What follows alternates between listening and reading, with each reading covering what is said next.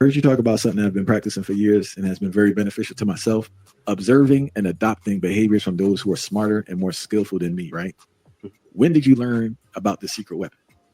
And as a child, I was always very aware of my surroundings, right? Had a very high level of situational awareness because I came from an abusive, dysfunctional family. So when a child is being abused, when a child is being beat, when a child is being neglected, your situational awareness increases, right? Because now you're paying attention. You don't know who's going to attack you. You don't know who's going to beat you. You don't know where your next meal is going to come from. So you're aware. You're paying attention, right? So as a child, I had a higher level of situational awareness than I was supposed to. And then now I'm learning and I'm watching and I'm seeing things, action, reaction, input, output, right? But in terms of like, jealousy sometimes can be a form of escapism, right? And there's these internal issues that we have that sometimes go unaddressed. Woo! Sometimes we have these issues that go unaddressed. Let me just say this. When a person's entire agenda and life's work is to focus on everybody outside of them, that's because they don't like themselves. They're not comfortable with who they are. They don't like who they are. And not only that, they are not ready to work on changing what they don't like about who they are. That's can be considered a dangerous individual, right? If we always talk about this when as it pertains to YouTube streets, that there are so many people that do not like to hold themselves accountable for nothing. We got people in this sector that'll sit back and say, yeah, I know I'm a liar. Oh, well. But then we'll spend the next 6 months to a year calling everybody else a liar. But you just slid past that, and I don't answer no questions. You can't ask me shit. You can't talk to me about shit. You don't know me. I don't know these people. But you think you know everybody else. It works both ways. If you know me, that means I know you. If you say you know me, but you lie about me, then you don't know me at all. But yeah, so yeah, I'm a liar, but I'm gonna spend the next year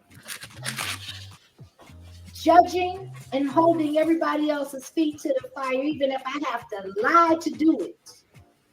I'm implementing the same thing that I've admitted to and acknowledged in a brief moment. And if you were not there, you missed it. But I'm not going to let you miss me talking about you. I'm not going to let you miss me lie on your name because I'm jealous, I'm envious, and I lack control when it comes to who you are, the respect that you get, how you're treated compared to how I'm treated when I know I believe I deserve better. If you lie, you steal. You steal, you kill. Why would anybody want to align themselves with a liar? A known liar, a self-admitted liar, right? I just wanted to use that as an example. And then now when you're in the presence of someone who has addressed them things for themselves, right? And they're projecting their healing onto you by just being in front of you because you can internally feel that vibration they exude, that healing creates. And now you're not ready to deal with those internal issues. So now you either separate yourself, detach yourself, distance yourself, or even attack that person that's making you feel that way. But it's really just you're seeing yourself, right? And you're seeing limitations. So, jealousy is a very layered word, right? And it can also mean that it could be a form of escapism. It could be a form of admiration, right? And that admiration, you despise yourself for having that admiration for that person. So now you want to attack that person. and you despise that person because you don't believe that you can do what that person has done. That part. It's spring happening. You don't believe that you are able to do what that person has done. You haven't sacrificed the skin, the time, the relationship. You haven't sacrificed what is or has been required to sacrifice, but you want the same outcome for those that have. I just realized I wasn't on the stage. You're out of order. It is not the natural order of things. You are going to have to die to the flesh. You are going to have to heal. We all have to heal. None of us are exempted from healing. None of us. We don't live in that type of matrix. We're not in that type of world.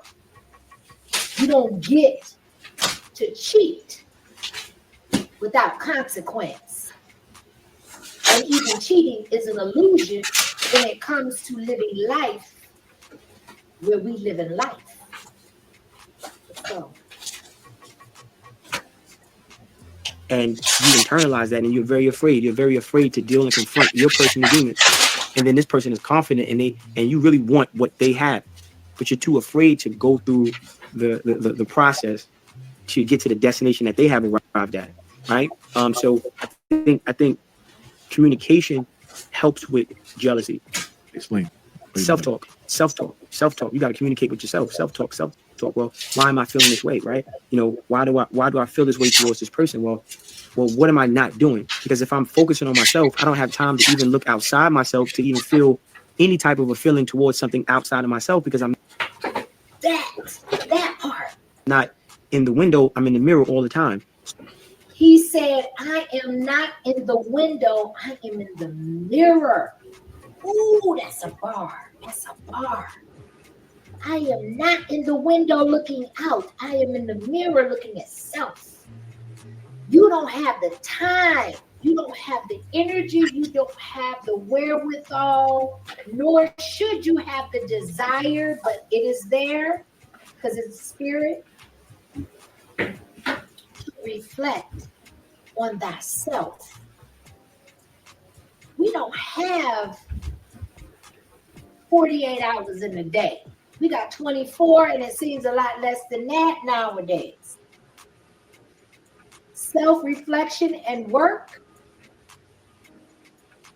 requires going within. It requires detachment. It requires for you to solely focus on self, to where we were not equipped to take anybody else's inventory, to manage anybody else and what they got going on, much less judge, much less try to control, much less envy. And let me tell you, I've been blessed in that regard, and I'm so thankful that I have not been born, nor do I possess, or have I ever possessed the spirit of jealousy. I have had control issues. I battle with them every day. When I have control issues, it is controlling the things that I have control over. It's a battle. It is a constant work in progress because I'm aware of it. We all have that, because to me, it's a part of self-preservation. It's a part of survival.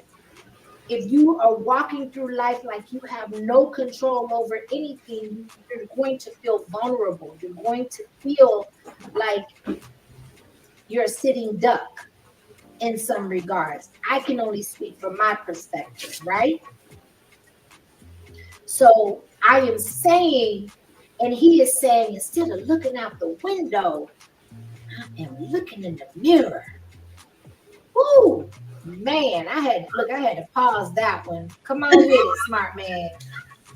So there's beautiful trees outside. There's dog shit on the floor outside. There's beautiful cars outside. There's junkies and whatever. It doesn't matter. I'm in my mirror. I'm looking at myself. I'm building up myself. So I feel like, communication, self-talk, and talking to yourself is important, and saying affirmations positive about yourself, right? And then when you start to develop that self-esteem needed to take what once was something you were jealous of and convert it to now something that can inspire you and become inspiration and become fuel to your fire and become your proof of concept, become your indirect proof of concept, become your indirect point of reference. Oh, he did this, so I could do it. Okay, wow. And then you unpack it 24 hours in a day. What do I want? What do I have to do to get what I want? And then I'm not going to stop until that happens. The finish line doesn't move. We either stop or keep running, right? So now when you understand the laws of the universe, right? Persistence overcomes resistance, and every no. Persistence overcomes resistance. Persistence overcomes resistance. You can resist on it for so long, but the drive, the spirit of persistence is stronger than that of resistance, because persistence is the original source. Resistance is a reflex or a response to persistence, which is why it is the weaker of the two. Boy, listen, I'm gonna have to watch my own replay on this. Come on with it. Come on with it. Will eventually turn into a yes. When you understand how this thing called life works, you're not going to be jealous of the next man, because that's a lower vibration that takes you out of alignment for what you're trying to bring into your life. How you think creates how you feel. How you feel becomes an emotion. That emotion becomes a vibration. That vibration becomes a magnet that attracts things to you, but also repels things away from you. So when you're thinking, okay, we're gonna hear that again, because that's his mantra. That is his mantra, and that is super powerful. And I've been memorizing that, right? Come on, Selena, quit playing with me. Quit playing. Let's go. Becomes a vibration. That right? Persistence overcomes resistance, and every no will eventually turn into a yes. When you understand how this every no will eventually turn into a yes. Thing called life works, you're not going to be jealous of the next man, because that's a lower vibration that takes you out of alignment for what you're trying to bring into your life. Woo! Talk about low vibration. Listen, okay, I'm gonna let him go. I'm gonna let him rock out, but I want to say this. When we talk about vibration, when we talk about low energy, low vibrational energy, energy is what makes the world go round. It is what makes everything move. Nothing can move without a vibrational charge. When I heard somebody say this morning, I don't understand why our children are so messed up.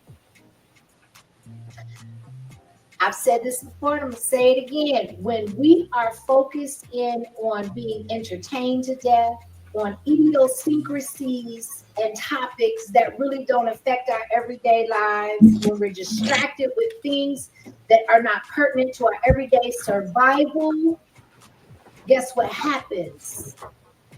All of us are being studied, data is being compiled, science is being created and formed and maneuvered, medications, foods are being tampered with, the air is being modified.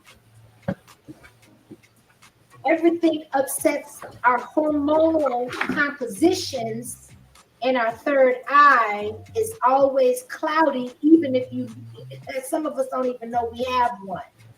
Some of us don't even recognize how it works in our bodies, right? With that being said, energy and vibration makes the world stay in motion. And jealousy is one of the lowest vibrational energies in existence. The need to control outside of thyself accompanies jealousy, envy, low vibrational energies in existence. They're still spirits, and they're still living, and they're going to seek out the weak. They're going to seek out the naive, and they're going to seek out those that are aware of their low vibration. In the concept of water seeks its own level, So they acquiesce to it and they all kind of conjoin together. But make no mistake about it. Low vibration and low energy equals jealousy. If someone is jealous of you, you can do one of several things. But the first thing I would recommend is just to make sure you stay clear.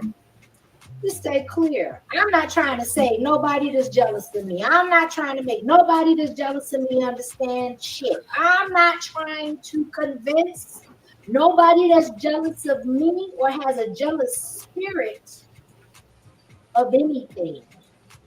I'm going to move around and I suggest you do the same.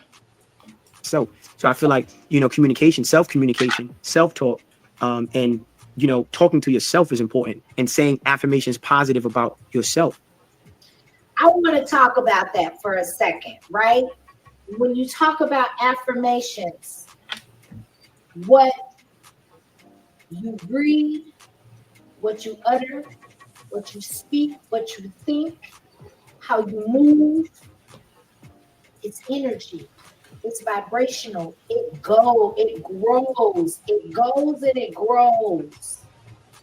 Whatever, and it all starts here. It all starts in the mind. If it starts in the mind, it's going to come out the mouth.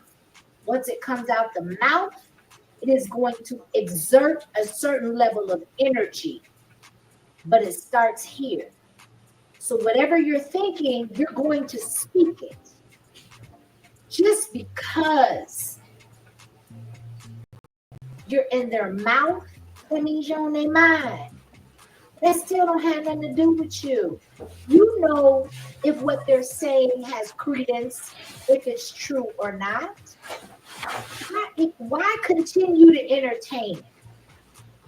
It's okay to address it and move on. They could misconstrue you addressing it that one time or two maybe as a trigger, but you moving around and moving on will eventually reveal to them that they don't have the power over you they thought they had. Love. Take care. Peace.